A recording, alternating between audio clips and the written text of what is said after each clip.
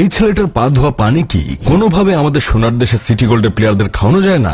বৈভব সূর্যা বক্সি ভাই আজকে কাজটা করছে কি ইন্ডিয়া একটা 14 বছরের ছেলেরা I love you Maria, I love you Sadia, please accept my friend request. Hello Bangladesh, আমি এখন অস্ট্রেলিয়ার ক্যাপ্টেন। ওরা আমাকে 2 লরি চুইংগামের বিনিময়ে তোরে পাঠাইছে ক্রিকেট খেলতে মাঠে, আর তুই খেলিস খাটে। সুন্দরবনে থাকা সমস্ত বাঘ শাহবাগে আন্দোলনে নামার পরিকল্পনা করছে। বাঘদের দাবি বাংলাদেশের জার্সি থেকে তাদের ছবি যেন মুছে ফেলা হয়। বন্ধুরা, একদিকে ভারতের 14 বছরের ছেলেরা খেলে মাঠে, আর বাংলাদেশের 14 বছরের ছেলেরা খেলে খাটে। ইন্ডিয়াতে 14 বছরের ছেলেরা আইপিএল এ সেঞ্চুরি করে, আর বাংলাদেশে 14 বছরের ছেলেরা I love you Maria, I love you Sadia, please accept my friend request, answer me, দুপুরে খাইছো, এসব করে। এটাই সায়েন্স, এটাই বাস্তবতা। বন্ধুরা, এই একটা কারণেই বাংলাদেশ আমাদের থেকে 100 বছর পিছিয়ে।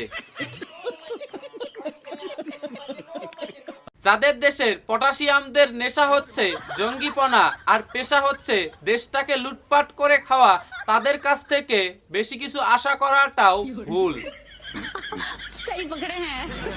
নমস্কার বন্ধুরা, আজকে আবারও চলে এলাম ক্রিকেটকে ক্রিকেট মনে না করে যুদ্ধ মনে করা সেই সকল পটাশিয়াম বাংলাদেশিদেরকে ধুয়ে দিতে। তাই বুঝতেই পারছেন আজকের এই ভিডিওটি কতটা মজাদার এবং ইন্টারেস্টিং একটি ভিডিওতে চলেছে। তাই অনুরোধ থাকবে আজকের এই ভিডিওটি শেষ অবধি না দেখে প্লিজ কেউ যাবেন না। চলুন ভিডিও শুরু করা যাক। চলিয়ে শুরু করতে হ্যাঁ। আমার কথা হইলো ভাই, ইন্ডিয়ার প্লেয়ার গুলা কি খায় ভাই? এই যে বৈভব সূর্যা বক্সি আজকে রাইজিং এশিয়া কাপে 42 বল খেলে 144 রান করছে। 11টা 4 মারছে, 15টা 6 মারছে, স্ট্রাইক রেট হচ্ছে 342। এগুলা কি ভাবা যায় ভাই? এগুলো স্বপ্ন না? আমাদের ভিডিও গেমসে মনে করেন মানুষ এরকম খেলে শট করতে পারে না, ওই যেরকম খেলছে। आप कहाँ के ज्ञानी बाबा? বন্ধুরা, এই বাংলাদেশি পটাশিয়ামের কথা শুনতে পেলেন? শুনে কি মনে হচ্ছে এদের কি ফাটানটাই না ফাটছে? 14 বছরের একজন ভারতীয় প্লেয়ার বলে বলে 6, বলে বলে 4। এ কিন্তু একটা ঠিক কথা বলেছে। ইন্ডিয়ান প্লেয়ারদের কাছে ক্রিকেট যেন মোবাইলে ভিডিও গেম খেলার মতো। এই ছেলেটার পা ধোয়া পানি কি কোনোভাবে আমাদের সোনার দেশের সিটি গোল্ডের প্লেয়ারদের খাওয়ানো যায় না? না মানে পা ধোয়া পানি খেলে হয়তো তাদের শরীরে একটু জোর বাড়তো। মানে 42 বলে 144 রান করেছে একজন 14 বছরের ভারতীয় প্লেয়ার, যা কিন্তু বাংলাদেশের বুইরা ধামরা প্লেয়াররাও হয়তো পারবে না। রোহিত কোহলি নেই, কোনো সমস্যাও নেই। অভিষেক শর্মা ও শুভমন গিলরা তো আছে। ভারতে কখনো ব্যাটসম্যানের অভাব ছিল না, বর্তমানে অভাব নেই, ভবিষ্যতেও থাকবে না। 150 কোটি মানুষের এই দেশটাকে ব্যাটসম্যানের খনি বলা হয়। আগে এই খনি থেকে উঠে এসেছেন সচিন, কোহলির মতো ব্যাটসম্যান। এখন রাজ করছেন অভিষেক, গিল ও সূর্যার মতো ব্যাটার। ভারতীয় দাদারা আমাদেরকে বলে আমরা নাকি লঙ্গি বাহিনী। ইন্ডিয়ার ক্রিকেট প্লেয়াররা ভাই বিশ্বের 1 নাম্বার টিম, ঠিক আছে ভাই? মানে পোলারা খুব ভালো খেলে, আমি এটা মানি, বিশ্বের 1 নাম্বার টিম। কিন্তু ভাইয়া মাইয়ার কি বুঝি না, ওয়ার্ল্ড কাপ খেলতে গেছে ভাই 4টা থেকে 4টাই আরে ভাই, অগর একটু ট্রেনিং দিস তোরা, বুঝছস ভাই? মানে তগো পোলারা তো ভাই 1 নাম্বার টিম, এটা মানছি, কিন্তু ভাই মাইয়ারা এটা কি? রুকো যারা, সবার করো। বন্ধুরা, ভারতীয় নারী ক্রিকেট দল বিশ্বকাপ জেতার আগে এই ধরনেরই বড় বড় কথা বলেছিল এবং ছাগলের মতো ম্যামা করেছিল কিছু বাংলাদেশি পটাশিয়াম। আজকে তো তোরা হারে হারে বুঝতে পারছিস ভারত কি জিনিস। আর এই ধরনের কথাগুলো কারা বলে জানেন? যাদের দেশের মহিলা ক্রিকেট দলের খেলার কথা মাঠে কিন্তু অথচ খেলে খাটে, তারাই এই ধরনের কথাগুলো বলে ভারতকে নিয়ে। বাংলাদেশ মহিলা ক্রিকেট টিমের অধিনায়ক নেগার সুলতানা জ্যোতি তোরে পাঠাইছে ক্রিকেট খেলতে মাঠে, আর তুই খেলিস খাটে। তুই একটা মাইয়া মানুষ, আর একটা মাইয়া মানুষের ইজ্জত নিয়ে টানাটানি করিস কেমনে? তোরা যে তলে তলে টেম্পো চালাইস তা তো আমরা জানি না। এই জন্যই তো বাংলাদেশ ক্রিকেট টিমে কোনো উন্নতি নেই। ভাই আমার জানার খুব ইচ্ছা, এই ইন্ডিয়ান প্লেয়ার গুলো আসলে খায় কি? আজকে ইমার্জিং এশিয়া কাপে সূর্যা বানশি মাত্র 42 বলে করছে 144। ভাই মাথা নষ্ট রে ভাই, যেখানে 15টা 6 মারছে আর 11টা 4, স্ট্রাইক রেট 342। এটা মনে করেন যে মোবাইল গেমসও এরকম হয় না, মোবাইল যে ক্রিকেট গেমস আছে ওখানেও এরকম হয় না। মানে ফাটাই দিছে ভাই, খাই কি এরা? শুনলাম তো শোনারা, শুনলাম তো।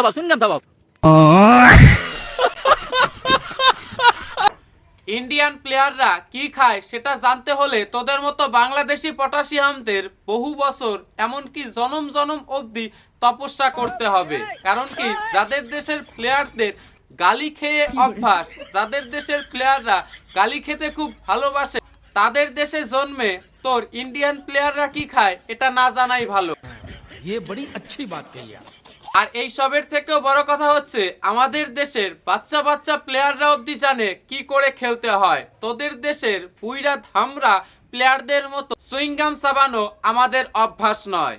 ক্রিকেট দুনিয়ার ইতিহাসে বর্তমানে সবচেয়ে মহামান্য লর্ড যদি কেউ থাকে, সে হলো আমাদের one and only Zaker Ali ওরফে চুইংগাম জাকের। আপনি আমি যতই বলি না কেন, জাকের কোনো খেলোয়াড়ের জাতের মধ্যে পড়ে না, কিন্তু বিশ্বাস করেন বিশ্বজুড়ে কিংবদন্তি ক্রিকেটারদের চোখে চুইংগাম জাকের এক উজ্জ্বল নক্ষত্র, এক মহাজাগতিক রহস্যের নাম।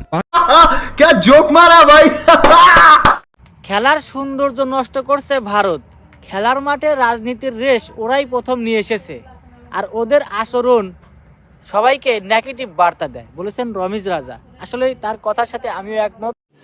রুকো যারা, সবার করো। রমিজ রাজা কি বলেছে জানি না, তবে রমিজ রাজার সাথে সাথে তোরা বাংলাদেশি ছাপরি পটাশিয়ামেরা যতই লাফাস না কেন, যতই ভারতের বিরুদ্ধে কথা বলিস না কেন, ভারতের নোকের যোগ্যতাও তোদের নেই, ভারতের নোকের যোগ্যতাও নেই তোদের বাংলাদেশি ক্রিকেট টিমের। আর তোদের মতো পটাশিয়ামদের মনে করিয়ে দিতে চাই, তোদের দেশের ক্রিকেট টিমের জন্মই হয়েছে অন্য দেশের কাছে মার খাওয়ার জন্য, অন্য দেশের কাছ থেকে কুত্তা মার খাওয়ার জন্য তোদের বাংলাদেশ টিমটার জন্ম হয়েছে। আর পাশাপাশি আরো ছোটখাটো পুরস্কার তো রয়েছেই। আমাদের সোনার দেশের অবলা ক্রিকেটারদের যে আফগানরা এমন কুত্তামার মারলো, এটা কোনোভাবেই মেনে নেওয়া যায় না। শুধু কুত্তামার না, সাথে আইকোয়ালা বাঁশ, সুপারি গাছ, নারকেল গাছ, এমনকি তাল গাছ পর্যন্ত দিয়ে দিচ্ছে। এখন কিভাবে দিচ্ছে, কোন জায়গায় দিচ্ছে, এসব জানতে চেয়ে আমায় লজ্জা দিয়েন না।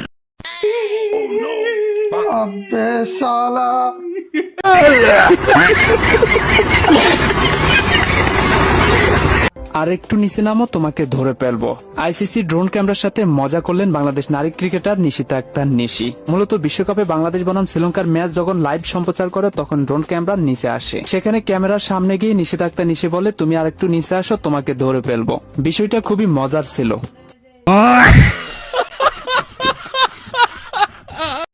বন্ধুরা, বাংলাদেশি সাংবাদিকদেরও মনে হয় খেয়ে দেয়ে আর কোনো কাজ নেই।